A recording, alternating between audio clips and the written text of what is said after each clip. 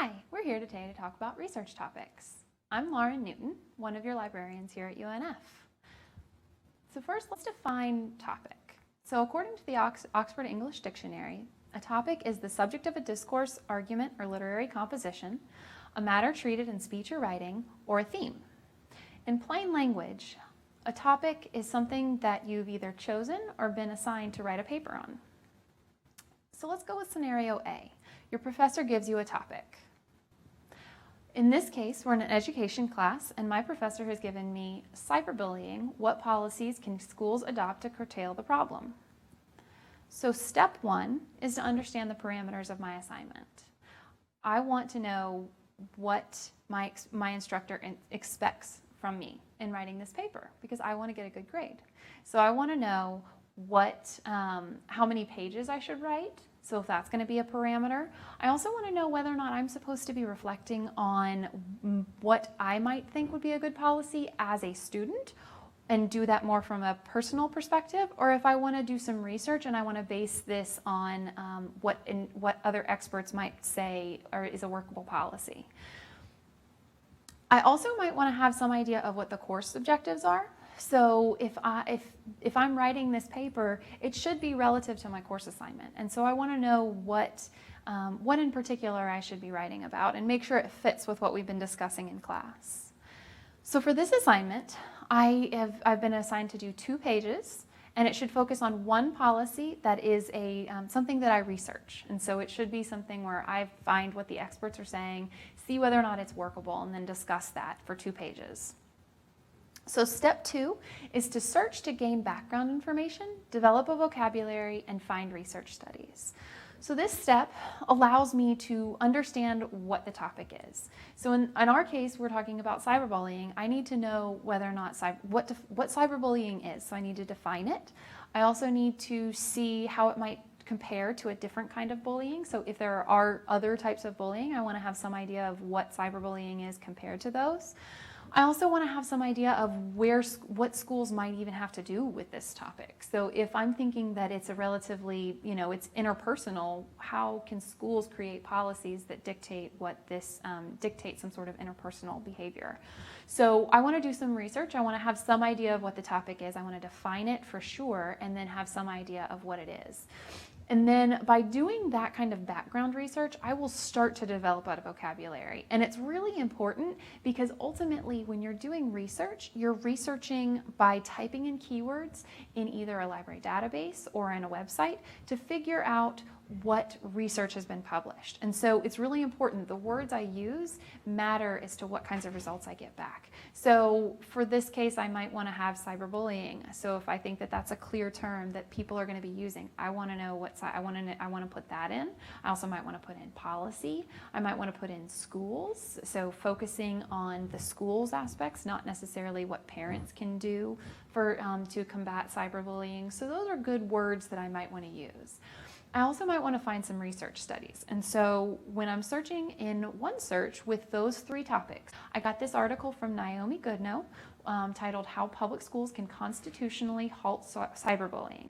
So I felt that this article directly related to that topic, and it was really helpful in me seeing what policies might be out there and what other research I might be able to find. So when reading through this article, I found that it really brought home, and you can see it in the title there, that it's really focusing on how can we constitutionally write a policy. So it was something that I never would have really even thought about just at first glance. So we want to make sure that if we are going to make some sort of policy as an educator or for a school, we want to make sure that that isn't going to be violating the students' rights. And so we need to make sure to know what are students' rights, and then how can we make sure to make a policy that is not going to violate that. So step 3, last step for this scenario, is to decide our argument and write a paper. So for my argument, I'm saying a possible policy is that schools can find ways to search students' personal electronic devices without violating rights. I can sum all of that up in 2 pages based on the article that I read, and maybe I might want to bring in some other articles, but I could find other articles that are related to that. So scenario B, This one's a little bit more option, a little more flexibility. And in this case, my professor gives me a list of possible topics. So I've moved from my education class to a 20th Century America class. So it's mostly history based, and my professor says we've talked about these five events or time periods, and I want you to pick one of those and write a paper about it. So we go back to our steps. Go back to step 1. I still need to understand the parameters of my assignment. I need to have some idea what we're talking about in class. Again, the professor already gave me 5 topics, so I'm probably going to want to pick one of those 5 topics, but I also need to know how long the paper should be, whether or not I'm supposed to do outside research or if I'm just summarizing what we've talked about in class. So in this case, my professor has told me it's going to be a 5-page paper, and that it should be based in research, so not just what I know.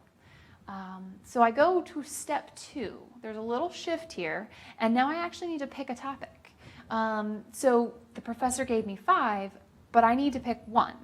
And to do that, my suggestion to you is that you pick the one that most interests you, not necessarily the one you know the most about. This is partly selfish. It's to make sure that when you're doing your research and when you're finding out about this particular event in history, you want it to be something you're interested in. So your professor gave you a choice for a reason, and it's so you can make the best argument. But you also need to keep in mind that you're going to have to do research, even if you really know one of those. So say I knew Reaganomics, and I know it backwards and forwards, and I could have written the lectures for the class. If I'm required to do outside research for this paper, then I want to make sure that it's interesting and I'm not just going to be rehashing old content when I'm trying to find articles. So make sure that you pick something that's of interest to you, because you're going to be researching it, you're going to be writing about it, you're going to be doing a 5-page paper on it. So in this case, here are my 5 topics again, and I'm going to do New Deal. Step 3 harkens back to scenario A. I need to search to gain background info, develop a vocabulary, and find research studies. So for this, I have, just by searching around, I found that the New Deal is an initiative that it typically refers to Franklin Delano Roosevelt, or FDR, that he passed a lot of legislation and a lot of bills in order to try and stimulate the economy. This was a direct reaction to the Great Depression. So the New Deal was legislation that tried to stimulate the economy because of the Depression, and most of it was done by FDR. So I've got some idea of a background of what this was. I have a vocabulary as listed there, and then now I want to go find some research studies. So when trying to find research studies, I found I was overwhelmed with results. I had way too many when I did New Deal. So I need to make this more workable. In this case, I need to narrow it down. So narrow it down, figure out what's going to be most interesting.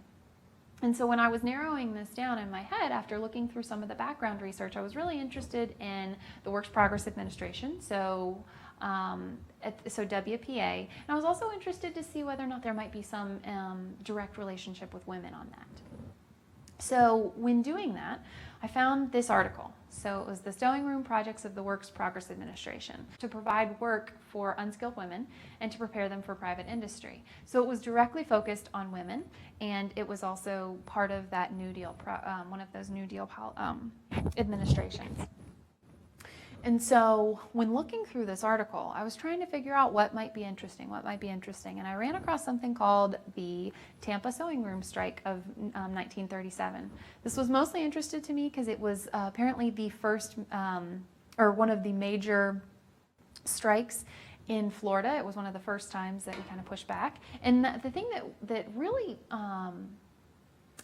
appealed to me about this particular one was the whole effort of the New Deal was to stimulate the economy and to create jobs and to create workable skills. And so if that's the case, why are a group of women striking if they're not happy with the administration of the project? So that was what interested me.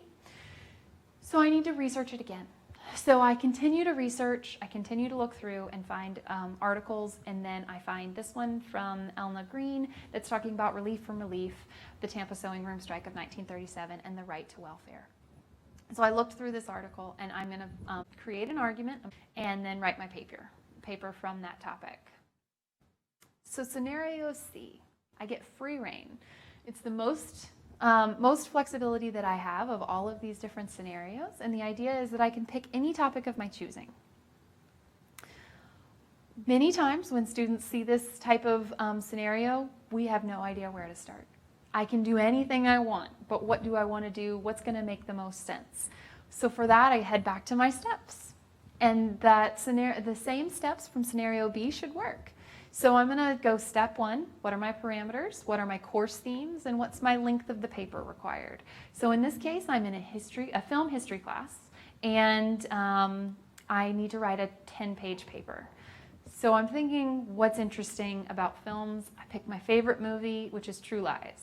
So I love this movie, it's amazing, and I want to write a paper about it. I think I can do 10 pages, and as a side benefit, I probably have to watch the movie a couple of times.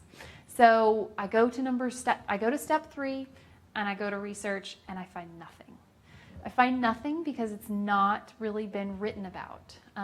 It's a wonderful movie, but apparently there's not much research about this movie and what it means. And so it's just, I can't really find anything. So my next step 4, would be to narrow. But how can I narrow when I've already started off with no research? So now I actually want to broaden it. So I think about, how can I broaden this topic? What can I do to broaden this particular, and still stick with True Lies, but find some way to broaden it out. So I think, okay, who's the main actor? Arnold Schwarzenegger. Do I want to do Arnold Schwarzenegger movies? Maybe, maybe not. I don't know if I really want to be tied to all the things that he's done, because I feel like that might be too broad, is because he's done all sorts of movies. He's acted in a whole bunch of different movies, and they might be all over the board, and I don't know which one I want to do. So maybe I want to try and narrow it down a little bit, not by a person, not by a director, but in this case, I started to think about, what is this movie about? And it's a comedy and an action movie, but mostly an action movie that deals with terrorism. And so finding some funny way, ultimately they blow up a lot of stuff, and it ends up with Arnold Schwarzenegger riding on a helicopter, or I guess I should say hanging from a helicopter, while islands are blowing up. So it's an awesome movie, but it also deals with terrorism. And so I think I can work with that. I can try and find something, but the idea here is that you have to be thinking about it. So part of this brainstorming process, it's a cycle. So you really need to be thinking about what that cycle is. So try and think of something. Go back to, is it still interesting to me, or am I just kind of making it work? Then testing it in the research. So continuing to test and seeing whether or not it's workable. Go to do my research. I find out that there are plenty of movies about terrorism and action movies. There's also Air Force One, and there's some other ones. And then I can write a paper, my 10-page paper, talking about terrorism and action movies. So what makes a topic good? I've talked a lot about what you can do with the topic once you have one, how you can find a topic, how you can figure out a topic, how can you make it interesting to you, but ultimately what makes something a good research topic? There are 4 characteristics I want to focus on. So the first one is verifiability. The topic doesn't fall into the realm of the supernatural or cannot be proven. I want to make sure that this is something that can be researched. If you try and think of dogs are better than cats, I may think that's true. I may have a very strong preference for dogs over cats, but that doesn't mean that it's provable or that there's something to be decided there. So it's really more of a preference, not something that can be proven. So along with this a little bit is that controversy or dispute. I need to make sure that the topic lends itself to debate or can be argued from a pro-con perspective. So I don't want to write a 10-page paper on how smoking is bad for you, because there's really not many people or not much research that's going to say that smoking is good for you.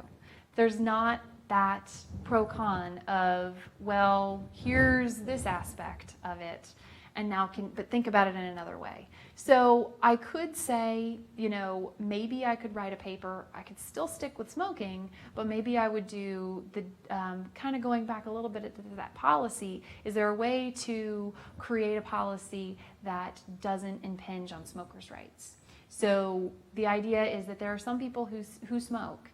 You cannot exclude them. Is there some way that you can write policies that doesn't impinge on their rights but allows you to really focus on the negative health aspects of smoking? So making sure to find some sort of dispute or controversy, because otherwise you're just writing a book report. You're just saying, here's my thoughts, but there's nobody really on the other side.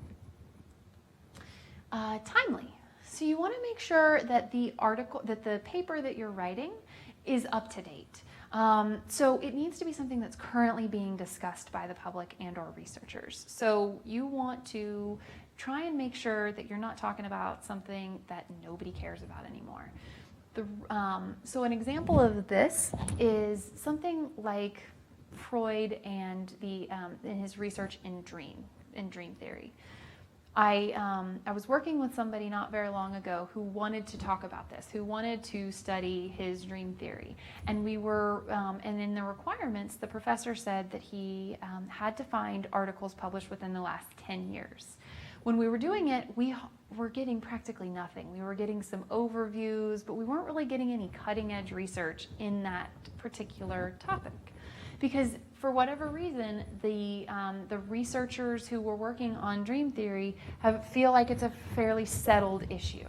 And so there's not really many people who are going up and writing about it. So a lot of times you will have a requirement from your professors that the articles or that the research you use has to be published within the last couple of years.